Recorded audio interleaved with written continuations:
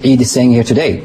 The president, on the other hand, on Voice of America, your sister radio, Voice of America in Somali, was asked, we have reports that your forces are shelling the civilian neighborhoods. Why is this happening? And his answer was, yes, we will shell them. If a bullet is fired at us from anywhere, regardless of who's there, we will shell it. That was his answer. And then he went on and said, the civilians have been warned to flee that neighborhood. Now, is that an accurate, report? Is said to have come from the president himself? I do not think a head of state who was elected to bring a peace and stability in Somalia will openly said we are shelling his own people. It's actually contrary to that. He was elected in order to pacify this country. Just hold on. You have your time. Mm-hmm. He was elected. There's no elections. He was elected officially in the eyes of the international community, a very democratic process. A president who came through a democratic process will not continue to shell his own people. The fact remains, the president shares the pain and suffering of people in Mogadishu. He was saddened by this kind of violence, but we have to understand why the war in Mogadishu has broken. Now, and we have to understand that context. There is another concern here. How would you compare the situation in Mogadishu right now to the time prior to the time when the interim government took control of Mogadishu some months back? Well, that is a good point, and that's a very good question.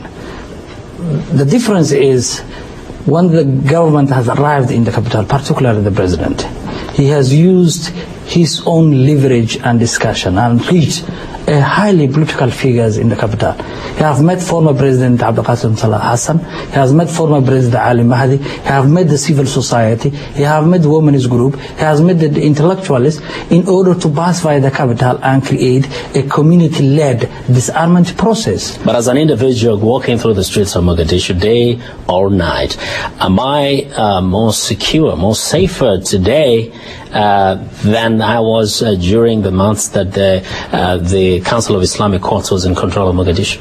That's a very good point. What I'm saying basically is the recent fighting in Mogadishu is on not taking the whole capital.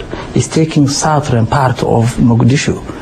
It is not the whole city that are in flame. It's not the whole city that are currently artillery shell is taking place. It's a particular concentrated southern Mogadishu. It doesn't make a difference. It doesn't make a difference. Mogadishu. It does make a difference. Let's say this. Mogadishu is kind of just the nucleus of the activities in the Somalia today. But Bashir, in terms of the entire country, how are the people feeling in terms of the efforts of the interim government to create a state of peace, to reach out to the different groups that have a stake in the future of this country? Prior to the 3 months period, people were calling it the transitional federal government. But I think in the past 3 months, and specifically in the last 3 months, with all the deaths and destruction from Villa Somalia, where the president is currently staying, by the Ethiopian forces, by Abdullah Yusuf, he was a warlord, still is a warlord. We no longer recognize him as a president. We no longer recognize the government. In fact, we are appealing to all Somalis who are in that government, who have any principle, should resign and leave that government. But there are people who did appoint or elect or select, if you want. Are you saying that really Yusuf does not enjoy support of people of Somalia? Exactly. Good point. Why is he asking for peacekeeping forces or Ethiopian forces or other forces if he has the support of the people? He does not. He was selected in Kenya by 270 people that were brought together by IGAT.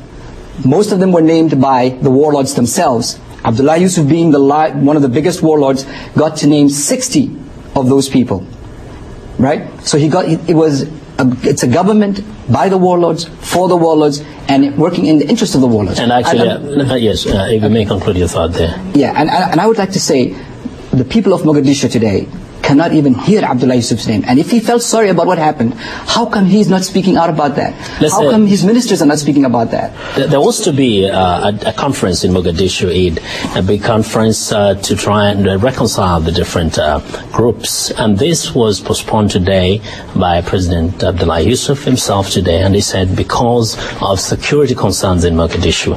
Now, sources are saying that he's saying the conference could take place in May, mid-May. What guarantees are there that there will be a state of peace that would permit a conference like this to go on if the current trend of events continues?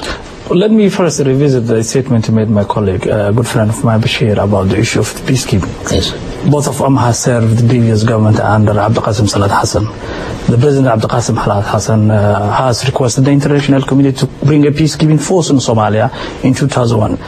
And the reason, just let me finish. I was there. I was his deputy of head of mission of Somalia. I represented the government in the United Nations. President Abdulqasim Salat Hassan and the Prime Minister Ali Khalif Galed has urged the international community, with the support of government of Djibouti and the IGAD, that it is important that the international community should deploy forces of peacekeeping in Somalia. That never happened. That never happened. You have your floor. I have given you, so just give me. Abdulqasim Salat Hassan and Ali Khalif Galed, I represented them in that government at the United Nations. I have received many cables asking the international community to deploy forces. All along they were advocating in terms of peacekeeping. It doesn't materialize because the international community does not want to. And in terms of the peace force, the peacekeeping force. Let me finalize on that issue. Yes, quickly. And this government, yes, the President Abdullah Yusuf go through the same process that Abdulqasim has gone through. And that the issue of there's a necessity to create a Somali security force in the country. In order to do that, we need a peacekeeping force from African Union so they can train our Islamic courts do not need that. Islamic courts pacified Mogadishu without foreigners. Yeah, just before that, a point of clarification. Of course, we have to respect each other. Yes. We have to, when I have the floor, yes, I think Sudi should respect. It's a discussion. I'll give him his time, and he has to give me my time. Just make the point, yes, so that I can ask you this question. Of course, the peacekeeping process is normally, includes a peacekeeping force in some areas. And there are those who are not opposed entirely to this. But at the same time, some are wondering, where does the Ethiopian forces fall in this arrangement? Apparently, there is so much agitation that has been caused by the Ethiopian forces in Mogadishu. The Ethiopian force is very clear. You have to understand, we are respected by the international law. Somalia has a legitimate government, and under international law has any right to request a member states to support that government in order to create peace and stability in Somalia. Ethiopia came under the invitation of the Somali government, and under international law it was allowed. People should understand that Ethiopia does not come Somalia through a vacuum, but through a process of an IGAD process, led by the IGAD member states, mandated by the IGAD, and we have also signed a bilateral relationship with the Ethiopian government. Bashir, in the first place, do you recognize the authority of the interim government to invite any member state to come and help secure the peace? And at the same time, given the situation in Somalia, is it really, something that is unthinkable to bring in a peacekeeping force as long as the international community is in agreement and the people of Somalia think they need peace? Okay, let me clarify this point. As far as Somalis are concerned, this is like the Vichy government regime in France during the the Nazi occupation of France. We have Ethiopian occupation forces in Somalia, not with the invitation of the Somali parliament. The Somali parliament specifically, they punched each other in Nairobi, specifically on the point of bringing Ethiopian troops. IGAT said that only peacekeeping forces from, they've specifically excluded bordering countries, some countries that are bordering Somalia. Mm-hmm. Therefore, this whole thing about the president inviting them is illegal, illegitimate, and they are an occupying force. That is obvious to everybody except the so-called transitional federal government. Well, we get further clarity.